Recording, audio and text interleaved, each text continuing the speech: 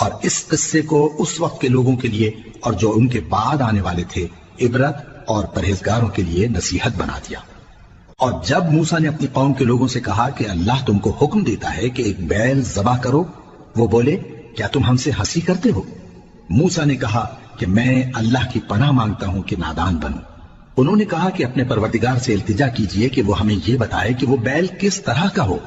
موسیٰ نے کہا پروردگار فرماتا ہے کہ وہ بیل نہ تو بوڑھا ہو اور نہ بچڑا بلکہ ان کے درمیان یعنی جوان ہو، سو جیسا تم کو حکم دیا گیا ہے ویسا کرو۔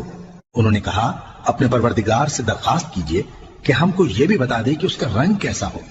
موسیٰ نے کہا پروردگار فرماتا ہے کہ اس کا رنگ گہرا زرد ہو کہ دیکھنے والوں کے دل کو خوش کر دیتا ہو۔ انہوں نے کہا اب کے پروردگار سے پھر درخواست کیجئے کہ ہم کو بتا دے کہ وہ اور کس کس طرح کا ہو، کیونکہ بہت سے بیل ہمیں ایک دوسرے کے مشابہ معلوم ہوتے ہیں، اور اللہ نے چاہا تو ہمیں ٹھیک بات معلوم ہو جائے گی۔